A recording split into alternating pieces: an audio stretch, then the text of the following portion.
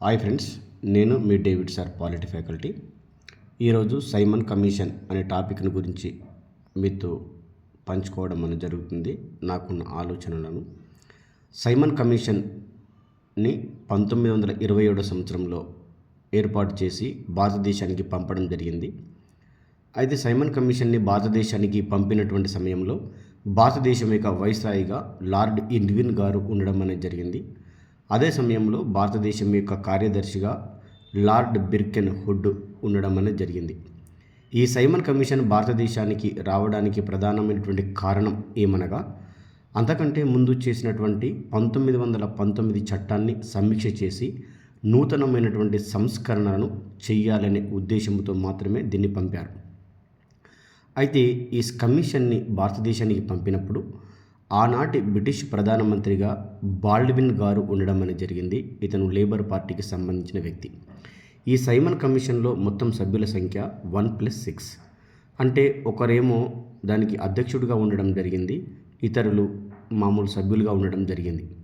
అయితే ఈ కమిటీలో ఒకరు కూడా భారతీయులు లేకపోవడం వల్ల ఈ కమిటీని భారతీయులు మరియు ఆనాటి ఐఎన్సి వ్యతిరేకించడం అనేది జరిగింది. ఐఎన్సి దీనిని తెల్లవారి సంఘము అని అనడం అనేది జరిగింది అన్న విషయాన్ని మనం ఖచ్చితంగా గుర్తుంచుకోవాలి.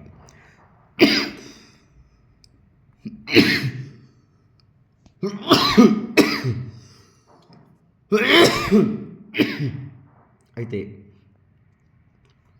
ఈ కమిటీ అనేటువంటిది భారతదేశంలో 2 దఫాలుగా సందర్శించడం జరిగింది. అంటే తిరిగింది, భారతదేశంలో కొన్ని ప్రాంతాలను తిరిగింది. ఏంటి అంటేనంటే 1928 ఫిబ్రవరి 3 తారీఖు నుంచి మార్చి 31 తారీఖు వరకు ఫస్ట్ దఫా, రెండో దఫా 1928 అక్టోబర్ 11 తారీఖు నుంచి 1929 ఏప్రిల్ 6 తారీఖు వరకు రెండో దఫా భారతదేశాన్ని సందర్శించడం అనేది జరిగింది.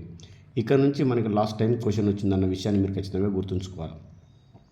ఈ కమిటీ తిరిగి తన యొక్క నివేదికను 1930 జూన్ నెలలో బ్రిటన్ పార్లమెంటుకు సమర్పించడం అనేది జరిగింది. అయితే ఇక్కడ మనకి ఒక విషయాన్ని గుర్తుంచుకోవాలి. అంటే బాంబే శాసనసభ అనేది సైమన్ కమిషన్కు సహాయం చేయడం కోసం అంబేద్కర్ను నియమించింది. అంటే భారతదేశాన్ని ఈ కమిషన్ సందర్శించడానికి వచ్చినప్పుడు ఒక్కరు మాత్రమే ఎక్కువగా ఆ కమిషన్కు సహాయం చేశారు, అతను అంబేద్కర్ గారు. అంబేద్కర్ గారిని ఎవరు అపాయింట్ చేసినారంటే ఇప్పుడు బాంబే శాసనసభ అపాయింట్ చేసిందన్న విషయాన్ని మీరు ఖచ్చితంగా గుర్తుకుంచుకోవాల్సిందే. అయితే భారతదేశానికి ఈ సైమన్ కమిషన్ అనేది వచ్చినప్పుడు భారతదేశాన్ని సందర్శించడానికి సమర్థించినటువంటి రాజకీయ పార్టీలు 2 ఉన్నాయి. అవి ఏంటి అంటే justice party and Muslim league అనేటటువంటి పార్టీలు ఈ సైమన్ కమిషన్కి అత్యధికంగా సహాయాన్ని చేసినాయన్న విషయాన్ని కూడా మీరు గుర్తుంచుకోవాలి. కాంపిటేటివ్ ఎగ్జామ్లో మనకు ప్రశ్నలు అడిగే అవకాశం అనేటటువంటిది ఉంటుంది. అయితే ఈ కమిటీకి అంబేద్కర్ గారు సహాయం చేసినప్పుడు అంబేద్కర్ గారు కొన్ని డిమాండ్లు చేశాడు, కొన్ని కోరికలు కూడా కోరడం అనేది జరిగింది. భారతదేశంలో అందరికీ వయోజన ఓటు హక్కు ఉండాలని, ప్రావిన్సులకు స్వయం ప్రతిపత్తిని కల్పించాలని, కేంద్రంలో ద్వంద్వ పరిపాలన విధానాన్ని ఏర్పాటు చేయాలని కోరడము అనేటటువంటి జరిగింది. ఈ సైమన్ కమిషన్ నివేదిక ఇచ్చింది కదా 1930 సంవత్సరంలో. ఆ నివేదికలో కొన్ని ముఖ్యమైనటువంటి అంశాలను పేర్కొన్నది. రాష్ట్రాలలో ద్వంద్వ పాలన విధానాన్ని రద్దు చేయాలని, సమాఖ్య పరిపాలన విధానాన్ని ప్రవేశపెట్టాలని, ప్రభుత్వ నిర్వహణలో భారతీయులకు మాత్రమే స్వయం ప్రతిపత్తిని కల్పించాలని చెప్పడం అనేది జరిగింది. హైకోర్టులపై కేంద్ర ప్రభుత్వానికి పాలనాపరమైన నియంత్రణ ఏర్పాటు చేయాలని చెప్పింది. అందరికీ సార్వజనీన వయోజన ఓటు హక్కు సాధ్యము కాదు అని చెప్పడం అనేది జరిగింది. మతపరమైనటువంటి నియోజకవర్గాలను కొనసాగించాలని చెప్పింది. ఎందుకు చెప్పిందంటే ఈ మతపరమైనటువంటి నియోజకవర్గాలను 1909 సంవత్సరంలో ముస్లింల కోసం ఏర్పాటు చేశారు కాబట్టి వాటిని వద్దు అని చెప్పారు మన వాళ్ళకు కొందరు. కాబట్టి ఇది దాని గురించి పట్టించుకోకుండా కొనసాగించాలని చెప్పిందన్న విషయాన్ని మీరు ఖచ్చితంగా గుర్తుకుంచుకోవాల్సింది. దాని తర్వాత మంత్రులు శాసనసభలకు సమిష్టిగా బాధ్యత వహించాలని కూడా చెప్పడం అనేది జరిగింది. భారతదేశం నుండి బర్మాను వేరు చేయాలని కూడా చెప్పడం జరిగింది. భారతదేశం నుంచి బర్మా వేరు చేయాలని ఏ కమిషన్ నివేదించింది అని ప్రశ్న అడిగితే ఈ సైమన్ కమిషన్ అని చెప్పేసి మీరు ఖచ్చితంగా గుర్తుంచుకోవాలి. అయితే మీరు ఇక్కడ గుర్తుంచుకోవాల్సిన అవసరం ఏంటంటే ప్రతిసారి ప్రశ్న కమిషన్ పేరిచ్చి కమిషన్లో సభ్యుడు కానివారు ఎవరు అని అంటున్నాడు.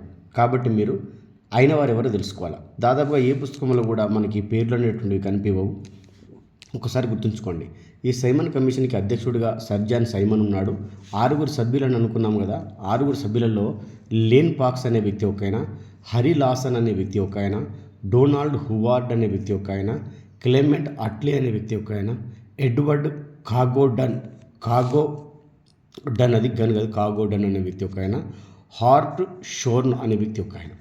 అయితే ఈ సైమన్ కమిషన్ భారతదేశానికి వచ్చినప్పుడు కొందరు సహాయం చేసినారని చెప్పినాను కదా. అందులో ఆల్రెడీ అంబేద్కర్ గురించి మనం చదువుకోవడం అనేది జరిగింది. ముస్లిం లీగ్ గురించి మనం చదువుకున్నాం. జస్టిస్ పార్టీ గురించి చదువుకున్నాం. దాని తర్వాత యూనియనిస్ట్ పార్టీ అనేటటువంటిది ఒకటి, యూరోపియన్స్ ఒకటి, ఆంగ్లో ఇండియన్స్ ఒకటి. వీళ్ళందరూ కూడా సైమన్ కమిషన్ భారతదేశాన్ని సందర్శించడానికి సహాయం చేసినటువంటి వ్యక్తులు. అయితే రాగానే సైమన్ కమిషన్లో సభ్యులందరూ భారతీయులే ఉండడం వల్ల సైమన్ గో బ్యాక్ అనేటటువంటి నినాదాలను చేశారు. కారణం ఏంటంటే ఆ కమిషన్లో ఎవరు కూడా భారతీయులు సభ్యులు లేకపోవడం వల్ల.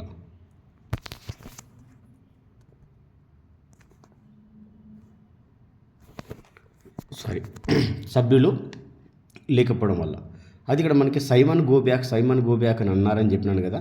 ఆ సైమన్ గో బ్యాక్ అనేటటువంటి నినాదాన్ని ఇచ్చినటువంటి వ్యక్తులు ఎవరంటే మనకి సైమన్ గో బ్యాక్ అనేటువంటి నినాదాన్ని ఇచ్చింది యూసఫ్ మెహర్ అలీ.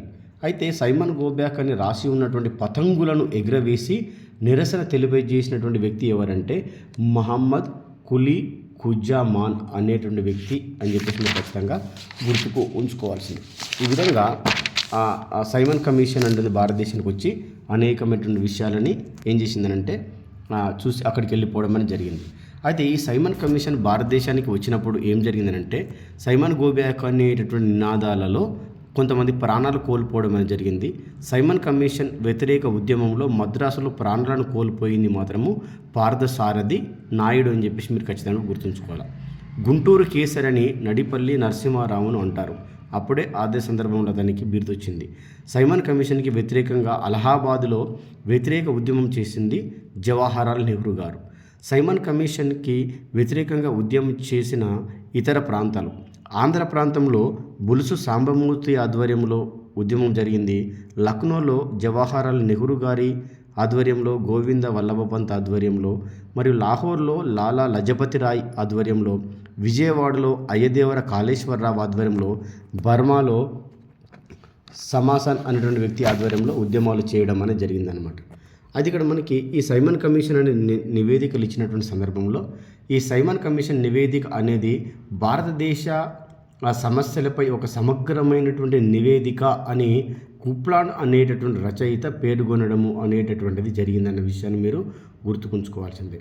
అయితే ఈ సైమన్ కమిషన్ నియామకం అనేది పుండు పైన కారము చల్లినట్లుగా ఉంది అని చెప్పేసి అనిబిసెంట్ గారు అనడము అనేటటువంటిది జరిగింది.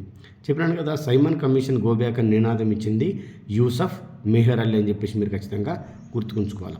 అయితే ఈ సైమన్ కమిషన్ అనేటటువంటిది ఏదైతే ఉందో ఈ సైమన్ కమిషన్ను మహిళల తరపున రుక్మిణి అనేటటువంటి వ్యక్తి వ్యతిరేకించడం అనేది జరిగింది. అడుగుతాడు, సైమన్ కమిషన్ను వ్యతిరేకించినటువంటి వ్యక్తులలో మహిళల తరపున చాలామంది వ్యతిరేకించారు. ఆ మహిళల తరపున రుక్మిణి అనే వ్యక్తి మనకేం చేసిందనంటే వ్యతిరేకించింది.